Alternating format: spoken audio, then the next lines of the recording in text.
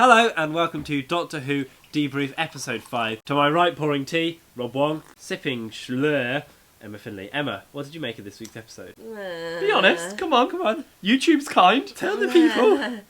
I liked sort of the second half of the episode. I thought it got better as it went on. But I think this was the weakest episode of the season. I agree with Emma to a degree. The first half of the episode, like when it first started, I thought this is a bit pants.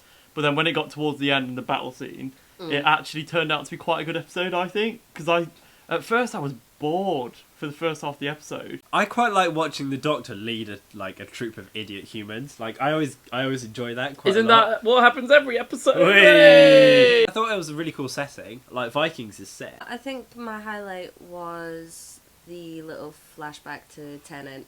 I think everyone had a little moment at that. My highlight was when the alien had his mask taken off him, because it was a sick alien. Like, we've had 5 years of the same aliens over and over again, and this season they're like, actually, let's try something else. And it's working well. My highlight, same as yours. Like the David Tennant flashback stuff, because I always loved like David Tennant the most, and just seeing it kind of being acknowledged on screen, it's like, oh, David! And that episode is so good that it fires up on page. Lowlights, Emma, what do you reckon? Oh, most of it? Maisie Williams, we all know and love as Arya Stark. Did not need her to play Arya Stark as a Viking in this episode of Doctor Who.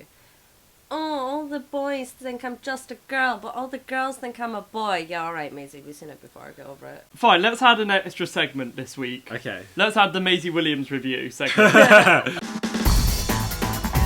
I thought she was very much Arya Stark, but a weak version, like a watered down Arya Stark without the backstory. But it was a good cameo, I think, and it was a decent character. I think just in comparison to Game of Thrones, which is an exceptional character, it doesn't seem as good. I think it's a shame as well, because when you get someone like that on, someone with that much geek cred from Game of Thrones, and you put them on Doctor Who, you think it's going to be this really big deal, but she just had nothing to do. She had barely any lines. She just kind of panicked and ran around. Okay, let's go back to lowlight. My lowlight was the David Tennant cameo. What? Oh, Get controversial. Out! How you go? It's because I've grown to love Capaldi over the last season. Like, the first season I thought, not great, but this season I'm like, he's a really good Doctor. But then when they played the Tennant flashback, you remembered. I was just like, God, the Doctor used to be such a good character. Because that 2 seconds Tennant was in it, like, the character was incredible compared to Capaldi. My lowlight: electric eels. I want that. We need something to help the plot along. Ooh, this bit of Viking land's got electric eels in barrels. There you go.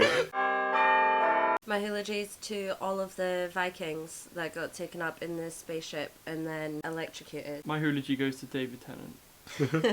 Still sore. My eulogy goes to all the poor eels that must have been so stressed out during that entire battle. A few eels probably died. They're not weapons, they're friends. So that about wraps it up for Doctor Who Debrief this week. Remember to like, comment and subscribe, and let us know your thoughts on this week's episode in the box below. Next week, some sort of Maisie Williams highway woman thing. Yeah. At least next week's looks good.